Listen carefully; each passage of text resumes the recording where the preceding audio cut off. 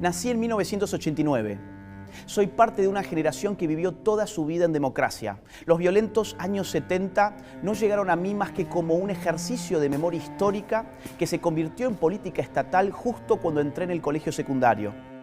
En la práctica, esta política funcionó como un proceso de destrucción de la verdad histórica con fines partidarios, ideológicos y económicos.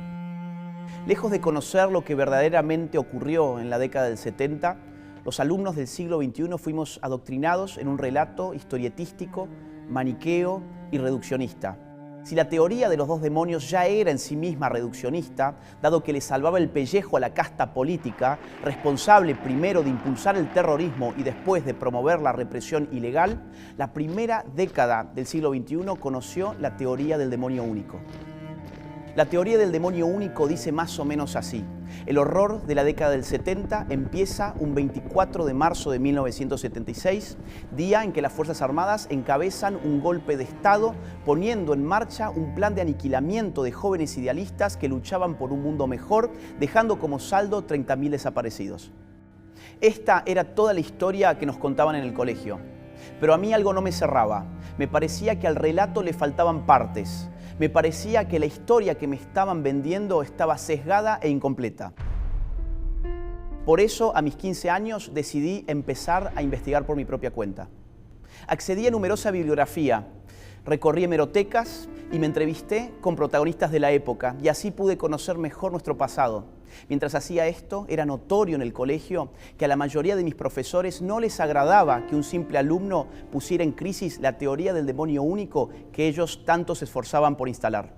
Recuerdo la incomodidad en sus rostros cuando les hacía preguntas que no podían o no querían responder. En una ocasión rompieron carteles de las víctimas del terrorismo que yo había llevado para que el resto de los alumnos no conocieran nada sobre estas víctimas. En otra ocasión llegaron a sugerirme que si no aguantaba el adoctrinamiento, me cambiara de colegio. Todo esto aumentaba en mí la pasión por la verdad histórica. Desde entonces entendí que la historia no es solo aquello que nos cuentan, sino sobre todo lo que nos atrevemos a descubrir. En realidad, el horror de los años 70 fue parte del contexto de la Guerra Fría, en el que los Estados Unidos y la Unión Soviética, las dos superpotencias de la época, se enfrentaron de forma indirecta a través de sus respectivas áreas de influencia. Nuestra América Latina, en particular, fue el escenario de conflictos armados internos entre organizaciones terroristas y guerrilleras que respondían a los ideales del socialismo, por un lado, y por otro lado, las Fuerzas Armadas de los respectivos países que protagonizaron golpes de Estado en toda la región. Ya desde la década de 1960, las organizaciones terroristas de izquierdas afloraron en toda la región, auspiciadas en la mayoría de los casos por la Cuba del tirano Fidel Castro.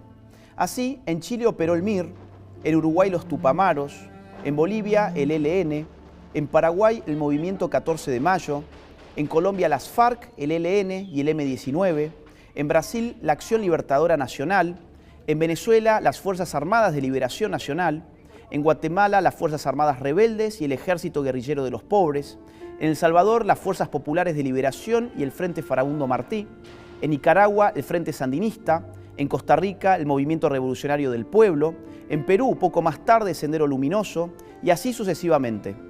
En lo que respecta a la Argentina, las organizaciones terroristas de mayor envergadura fueron los Montoneros y el ERP, Ejército Revolucionario del Pueblo.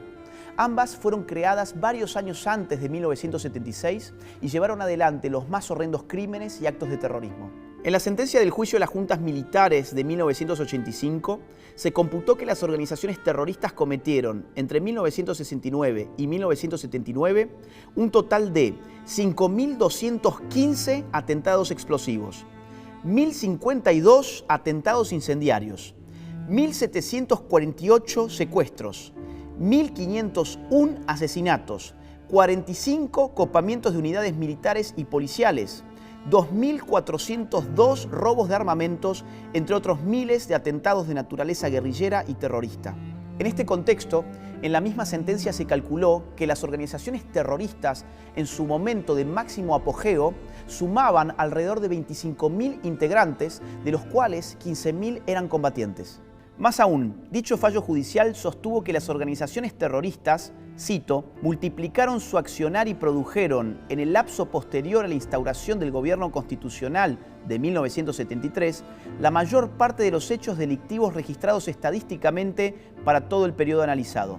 Es decir, las organizaciones terroristas llevaron adelante la mayor parte de sus atentados contra gobiernos democráticamente elegidos. Lo que pretendían era perpetrar su propio golpe de Estado para instalar en la Argentina un sistema de corte socialista a la fuerza asimilable a la Cuba castrista. Este ataque fue direccionado desde el extranjero.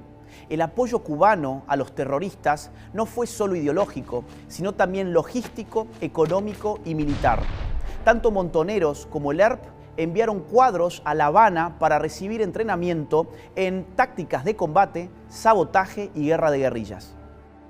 De entre otros muchos, destaca el testimonio de Jorge Massetti, ex guerrillero del ERP, que en un libro autobiográfico contó su experiencia personal en los entrenamientos cubanos. Debía pasar 3 meses en una unidad militar especial. Me entregaron botas, un uniforme verde oliva y ropa interior del mismo color. Me advirtieron que no podría salir en los 3 meses que duraría el curso y que mis movimientos debían limitarse a 50 metros a la redonda del área que me sería asignada. En mi vida había visto tantos fierros juntos, pistolas, revólveres, fusiles, subametralladoras, ametralladoras pesadas, granadas y hasta bazucas y lanzacohetes, más un montón de cajas de municiones. Comenzamos con las clases teóricas: uso táctico, funcionamiento, alcance efectivo, arma y desarme de campaña, balística y otras cuestiones relacionadas con el tema. Para las clases prácticas iba al polígono y disparaba con todo tipo de armamento de infantería. También practicábamos el tiro en movimiento, de defensa y de atentado, a pie y desde un auto, inclusive el tiro con fusil desde una avioneta. Nada de esto se nos ha contado a quienes no vivimos los años 70. Fuimos empujados a ignorar esta parte crucial de nuestra historia simplemente porque no convenía a los mercaderes de la memoria a medias. Y lo que tampoco les convenía era contarnos que, según las mismas organizaciones terroristas, lo que atravesaba a la Argentina en la década del 70 era un verdadero estado de guerra revolucionaria. De esto no cabía la menor duda en el momento en que la historia tenía lugar. Por ejemplo, desde su revista El Combatiente, el líder del ERP, Mario Roberto Santucho, el 16 de octubre de 1974, en pleno gobierno constitucional, decía lo siguiente: en los comienzos de la generalización de la guerra civil, redoblaremos nuestros esfuerzos de organización y militancia revolucionaria. A su vez, en esa misma revista, el 24 de noviembre del mismo año, se publicaba un artículo titulado ¿Por qué estamos en un proceso de guerra?, donde se afirmaba: nuestro partido resolvió crear el ejército revolucionario, es decir, asumir uno de los aspectos de la lucha de clases, el de más alto nivel, la lucha armada, la guerra popular revolucionaria como estrategia de poder. La lucha será larga, sin cuartel, en la que no se puede dar la mínima concesión al enemigo, en la que el problema militar, el aniquilamiento del enemigo por parte de las fuerzas populares, adquiere una importancia fundamental. Como estos, existe otro centenar de ejemplos similares. En este primer mes de gobierno parlamentario no serán olvidados. Su ejemplo alentará y guiará a los miles y miles de revolucionarios que nuestro pueblo destacará a las primeras filas del combate actual por el camino de la guerra revolucionaria hacia el poder obrero y popular. Por su parte, Montoneros hacía lo propio a través de sus órganos de prensa. En septiembre de 1975, bajo un gobierno democráticamente elegido, la revista Evita Montonera afirmaba: esta guerra, como toda guerra, se rige por un principio básico y elemental: proteger las propias fuerzas y aniquilar las del enemigo. Montoneros siempre se definió como una organización político-militar. Pero emprender la lucha armada implicaba la eventualidad cierta de matar. No había demonios, había una guerra civil. El mismísimo Juan Domingo Perón, en una carta a Montoneros fechada en febrero de 1971, caracteriza como guerra revolucionaria lo que está ocurriendo en la República Argentina. Totalmente de acuerdo en cuanto afirman sobre la guerra revolucionaria. Es el concepto cabal de tal actividad beligerante. Han de comprender los que realizan la guerra revolucionaria que en esa guerra todo es lícito si la finalidad es conveniente. Ya en 1974, a través de otra carta, esta vez dirigida a los militares del Regimiento de Azul, que había sido atacado por los terroristas, Perón calificó a estos últimos como psicópatas, a los que hay que exterminar uno a uno para el bien de la República. Por cadena nacional, Perón habló a todos los argentinos y dijo que había que aniquilar cuanto antes este terrorismo criminal. El lenguaje bélico es patente. Mientras los hechos se desarrollaban, los protagonistas hablaban y actuaban sabiéndose parte de una guerra revolucionaria. Por eso, tras el retorno de la democracia, incluso en la sentencia del juicio a las juntas militares de 1985, se reconoció lo siguiente. En consideración a los múltiples antecedentes acopiados en este proceso y a las características que asumió el fenómeno terrorista en la República Argentina, cabe concluir que dentro de los criterios clasificatorios que se vienen de expresar, este se correspondió con el concepto de guerra revolucionaria. Sin embargo, los promotores de la teoría del demonio único han negado la existencia de una guerra en la Argentina de los 70. Para ello, han acusado a quienes describen como un conflicto bélico lo ocurrido en aquel periodo de intentar justificar los horrores cometidos por las Fuerzas Armadas. No obstante, la realidad es exactamente la opuesta. Quienes han negado la guerra revolucionaria lo han hecho con el propósito de borrar de la historia los horrores cometidos por las organizaciones terroristas y para eliminar de la memoria colectiva a sus víctimas. La historia debe contarse completa o se convierte en un instrumento de manipulación política. No hay tal cosa como una verdad a medias. La omisión de lo necesario es tan grave como la afirmación del error. Si borraron de la historia las atrocidades de las organizaciones terroristas, también se encargaron de ocultar el hecho de que los métodos ilegales de represión estatal comenzaron durante el gobierno democrático anterior al 24 de marzo de 1976. En efecto, durante la presidencia de Juan Domingo Perón, se creó y empezó a actuar la AAA, una organización paramilitar vinculada al gobierno que secuestró y asesinó a cerca de 500 personas. Además, en febrero y en octubre de 1975, el gobierno de María Estela Martínez de Perón ordenó, por medio de 2 decretos del Poder Ejecutivo, las operaciones militares y de seguridad que sean necesarias a los efectos de aniquilar el accionar de los elementos subversivos, primero en Tucumán, provincia dominada por el ERP, y luego en todo el país. Por entonces ya era frecuente que los órganos de prensa de los terroristas denunciaran métodos de represión ilegal como la técnica de la desaparición forzada de sus integrantes. Por ejemplo, en su número de marzo de 1975, la revista Evita Montonera daba cuenta de un número indeterminado de secuestrados y desaparecidos. Asimismo, las organizaciones guerrilleras le endilgaban al gobierno la responsabilidad por los asesinatos de la AAA.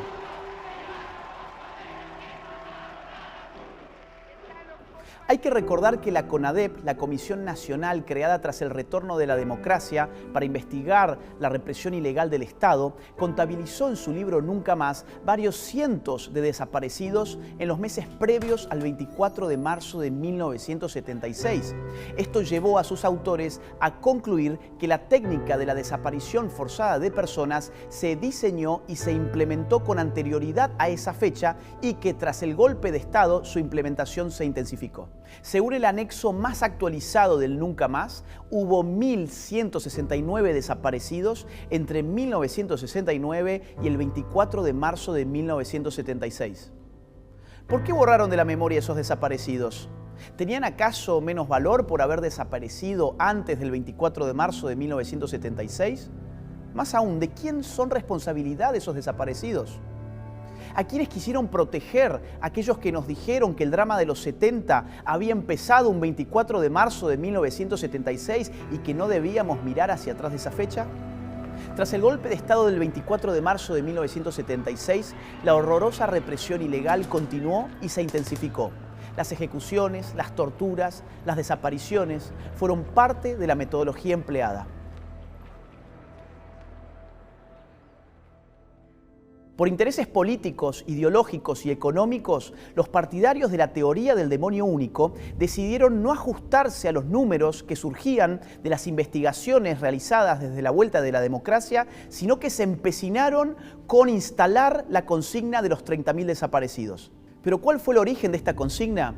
Luis Labraña, el ex guerrillero que confesó públicamente haber inventado la cifra, dijo que lo hicieron porque necesitaban inflar la cantidad de desaparecidos a los fines de conseguir mayores apoyos en Europa. Se determinó un número y alguien dijo 30.000. Fui yo. Pero el negocio del setentismo, propiamente dicho, se inauguró tras el retorno de la democracia. Solo en concepto de indemnizaciones, muchas de ellas de dudosa legitimidad, le hicieron al Estado argentino desembolsar 2.111 millones de dólares hasta el 30 de noviembre del 2015. A esto hay que sumarle los negociados de los autodenominados organismos de los derechos humanos con el Estado, que en realidad funcionaron como estructuras de poder político de los gobiernos de turno. Desde universidades de mentira hasta constructoras fraudulentas de casas que nunca se hicieron, la corrupción afloró por doquier. Estos organismos no solo fueron financiados con recursos del Estado, sino que también sirvieron como usinas de adoctrinamiento y como trampolines políticos para sus dirigentes. Mientras tanto, las víctimas del terrorismo nunca recibieron reparaciones ni reconocimiento alguno. El resultado fue un modelo de impunidad selectiva en el que algunos cobraban millones y los otros ni siquiera tenían derecho a la memoria. Regresando a la cifra de los 30.000 desaparecidos, lo cierto es que jamás surgió de ninguna investigación. En su informe publicado en 1985, la CONADEP contabilizó 8.961 desaparecidos para todo el periodo estudiado.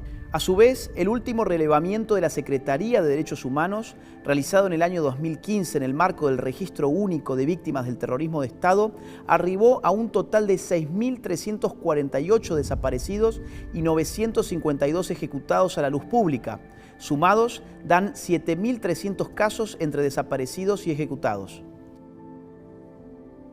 Siempre me pareció inadmisible que existiendo investigaciones oficiales llevadas adelante y actualizadas bajo gobiernos democráticos, se nos hubiera impuesto una suerte de obligación moral de mentir. Vaya locura, una obligación moral de aferrarnos a la mentira cuando en realidad lo que la historia exige es la verdad. Otra vez nos dijeron que si no repetíamos ni convalidábamos el número 30.000, eso era porque pretendíamos negar los horrores de la represión ilegal. Pero ¿a quién se le ocurrió que 8.961 o 7.300 no eran suficientes para dimensionar la magnitud de la violencia y del desastre? ¿A quién se le ocurrió que no eran suficientes para decir nunca más? ¿A quién se le ocurrió que esos números por sí solos no causaban escozor? La historia debe ser completa y rigurosa. No está bien borrar de un plumazo a las organizaciones terroristas con el fin de instalar la teoría del demonio único. No está bien ocultar la situación de guerra revolucionaria que vivía la Argentina de los años 70. No está bien disimular el hecho de que la represión ilegal y la técnica de desaparición de personas comenzaron antes del 24 de marzo de 1976. No está bien negar a las víctimas cuando son de un lado e inflarlas cuando son del otro. No está bien inventar cifras con propósitos efectistas. Las generaciones que no vivimos los años 70 queremos conocer la historia de manera completa, integral, respetuosa, sin revanchismos, sin anteojeras ideológicas y sin conveniencias políticas y económicas que la ensucien y la distorsionen. Además, queremos hacerlo en libertad. No aceptamos ninguna clase de censura. No le reconocemos validez a ningún dogma escondido tras la tiranía de la corrección política. Queremos ser libres de conocer nuestra historia. Es la única forma que existe de aprender del pasado y no repetirlo nunca más. Una sociedad que se aferra a la mentira no puede construir un futuro en libertad. Este 24 de marzo rompamos con el relato impuesto y reivindiquemos nuestro derecho a conocer la verdad completa.